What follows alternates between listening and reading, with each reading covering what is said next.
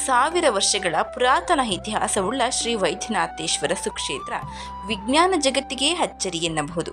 ಶ್ರೀ ಸ್ವಾಮಿಯ ಸನ್ನಿಧಿಯಲ್ಲಿ cancer, asthma, ಸಕ್ಕರೆ ಕಾಯಿಲೆ, ಬಂಜೆತನ ನಿವಾರಣೆ, ಕುಷ್ಠರೋಗಗಳು ಸೇರಿದಂತೆ ಸರ್ವ ರೋಗಗಳು ವಾಸಿಯಾಗುತ್ತವೆ ಎಂಬ ನಂಬಿಕೆಯಿದೆ.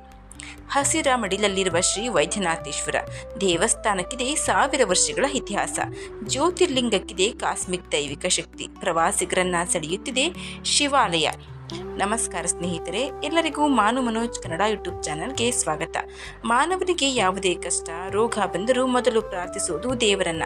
ಎಷ್ಟೇ ದೊಡ್ಡ ವೈದ್ಯರಾದರೂ ತಮ್ಮ ಕೈಯಲ್ಲಿ ರೋಗ ಗುಣಪಡಿಸಲು ಸಾಧ್ಯವಾಗುವುದಿಲ್ಲ ಎಂದಾಗ ದೇವರೇ ಕಾಪಾಡಬೇಕಷ್ಟೇ ಎಂದು ಕೈ ಚೆಲ್ಲಿ ಬಿಡ್ತಾರೆ. ಆಗ ಮನುಷ್ಯರು ಕೊನೆಯ ಕ್ಷಣದಲ್ಲಿ ಏನಾದರೂ ಚಮತ್ಕಾರ ಆಗುತ್ತದೆಯೇ ಎಂದ ನಿರೀಕ್ಷೆಯಿಂದ ದೇವರ ಮೊರೆ ಹೋಗ್ತಾರೆ. ಅಂತಹದ್ದೇ ಒಂದು ಚಮತ್ಕಾರ ಉಂಟು ಮಾಡುವ ದೇವಸ್ಥಾನ ನಮ್ಮ ಕಲ್ಪತರು ನಾಡಿನಲ್ಲಿದೆ. ಅದೇ ಚೋಳರ ಕಾಲದಲ್ಲಿ ನಿರ್ಮಿಸಲಾದ ಅರೆಯೂರು ಗ್ರಾಮದಲ್ಲಿರುವ ಶ್ರೀ ವೈದ್ಯನಾಥೇಶ್ವರ ಸ್ವಾಮಿ ದೇವಾಲಯ.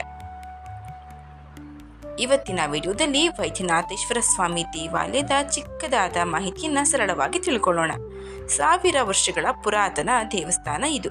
ಈ ದೇವಸ್ಥಾನ ಸುಮಾರು 1000 ವರ್ಷಗಳ ಪುರಾತನವಾದ ಶಿವಾಲಯ. ಇಲ್ಲಿ ಮಹಾಮಹಿಮೆಯ ಜ್ಯೋತಿರ್ಲಿಂಗವಿದೆ. ಈ ಕ್ಷೇತ್ರಕ್ಕೆ ರಾಜ್ಯದ ನಾನಾ ಭಾಗಗಳಿಂದ ನಿತ್ಯ ಹೆಚ್ಚಿನ ಸಂಖ್ಯೆಯಲ್ಲಿ ಭಕ್ತರು ಹಾಗೂ ರೋಗಿಗಳು ಬರ್ತಾರೆ. ಕಾರಣ ಶ್ರೀ ವೈದ್ಯನಾಥೇಶ್ವರ ಸ್ವಾಮಿಯನ್ನ ದೃಢ ಭಕ್ತಿಯಿಂದ ನಂಬಿ ಪೂಜಿಸಿದರೆ ಭಕ್ತರ ಇಷ್ಟಾರ್ಥಗಳು ಈಡೇರುತ್ತವೆ ಎನ್ನುವ ನಂಬಿಕೆ.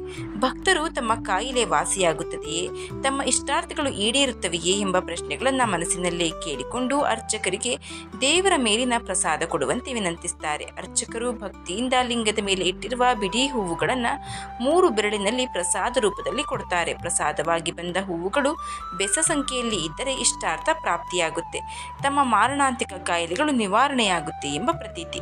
ಅಂತೆಯೇ ಶ್ರೀ ಕ್ಷೇತ್ರದ ದೇವರನ್ನ ವೈದ್ಯನಾಥೇಶ್ವರ ಎಂದು ಕರೆಯಲಾಯಿತು. ಇಲ್ಲಿನ ಪುರಾತನ ಜ್ಯೋತಿರ್ಲಿಂಗ ಶ್ರೀ ವೈದ್ಯನಾಥೇಶ್ವರ ಸ್ವಾಮಿ ಎಂದೇ ಪ್ರಸಿದ್ಧ. ದೇವಸ್ಥಾನದ ಹಿಂಭಾಗದಲ್ಲಿ ಅರೆಯೂರು ಕೆರೆಯ ಏರಿಯ ಆಳದಲ್ಲಿ ಉದ್ಭವಲಿಂಗ ರೂಪಿಯಾದ ಶ್ರೀ ಹಾಲು ಮಲ್ಲಪ್ಪ ಸ್ವಾಮಿ ದೇವಸ್ಥಾನವಿದೆ. ಈ ದೇವಾಲಯವು ಚೋಳ ರಾಜವಂಶದ ಕಾಲದಲ್ಲಿ ವಿಸ್ತರಿಸಲಾಯಿತು. ಈ ಜ್ಯೋತಿರ್ಲಿಂಗಕ್ಕಿದೆ ಕಾಸ್ಮಿಕ್ ದೈವಿಕ ಶಕ್ತಿ. ಸಾವಿರಾರು ವರ್ಷಗಳ ಹಿಂದೆ ವಾಸವಾಗಿದ್ದಂಥ ಮತ್ತು ಹಿಂದಿನವರೆಗೂ ಬದುಕಿದ ದೈವಿಕ ಋಷಿಗಳ ಅಸ್ತಿತ್ವದಿಂದ ಈ ದೇವಾಲಯ ಇನ್ನೂ ಪ್ರಭಾವಿತವಾಗಿದೆ.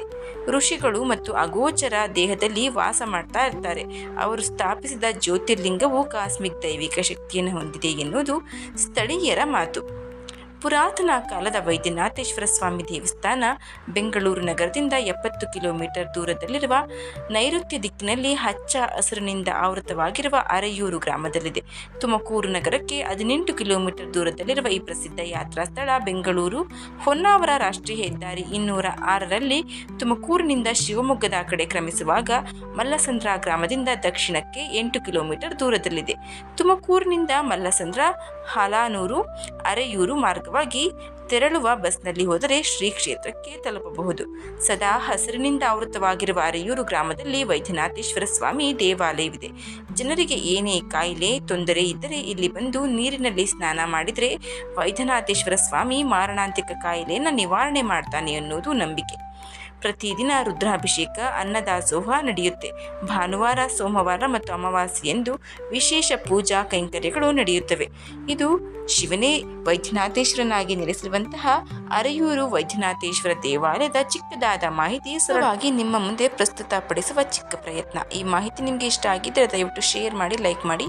ವಿಡಿಯೋ ಬಗ್ಗೆ ನಿಮ್ಮ ಅನಿಸಿಕೆ ಅಭಿಪ್ರಾಯವನ್ನು ಕಮೆಂಟ್ ಬಾಕ್ಸ್ನಲ್ಲಿ ತಿಳಿಸಿ. ಚಾನಲ್ನ ಇನ್ನೂ ಸಬ್ಸ್ಕ್ರೈಬ್ ಮಾಡ್ಕೊಂಡೆ ನೋಡ್ತಾ ಇದ್ದರೆ ದಯವಿಟ್ಟು ಸಬ್ಸ್ಕ್ರೈಬ್ ಮಾಡಿಕೊಂಡು ನೋಡಿ. ಧನ್ಯವಾದಗಳು.